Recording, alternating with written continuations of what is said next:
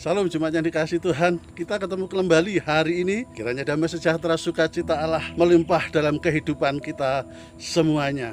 Dan renungan kita hari ini mengambil judul Jadi Berkat dengan Kemurahan Hati. Sebagai anak-anak Tuhan, kita dikenal orang yang memiliki kasih, dan kasih itu adalah ajaran utama daripada Tuhan Yesus.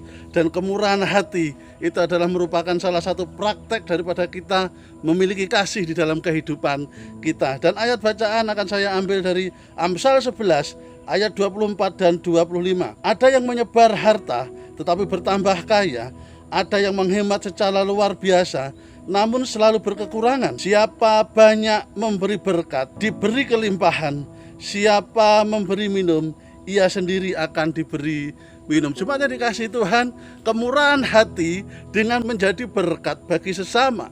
Kemurahan hati dengan membantu sesama yang membutuhkan, yang memerlukan uluran tangan kita. Kita tidak boleh egois, urusanmu urusanku, saya punya kepentingan sendiri, urusan sendiri.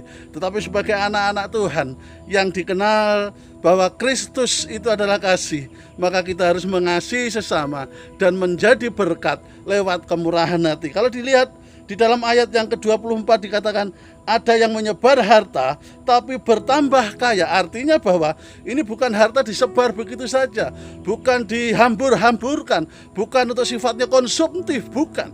Tetapi apa yang dimiliki diberikan kepada orang yang membutuhkan, kepada orang miskin, kepada orang-orang yang memerlukan uluran tangan kita.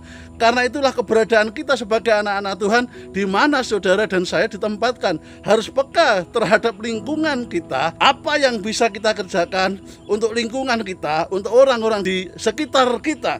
Dan menyebar harta itu bukan berarti bahwa asal kita memberi, asal kita mengeluarkan harta kita untuk orang lain. Tetapi yang terpenting adalah motivasi kita adalah belas kasihan, kasih Kristus. Tidak ada motivasi yang lain.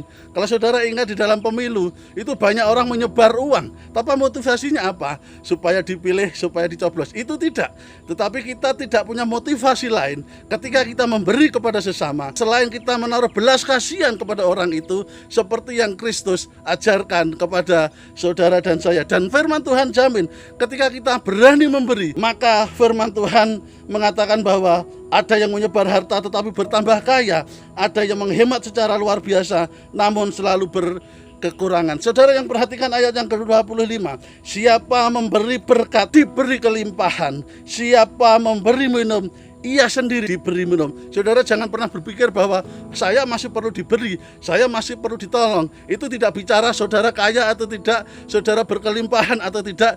Tetapi apa yang kita punya untuk kita berikan kepada sesama yang membutuhkan, sebagai dasar kita punya belas kasihan kepada orang lain untuk mempraktekkan kasih Kristus dalam kehidupan kita. Itu yang terpenting. Dan firman Tuhan itu iya dan amin. Siapa yang memberi berkat diberi kelimpahan, siapa yang memberi minum ia sendiri akan diberi minum. Tuhan Yesus memberkati kita semuanya.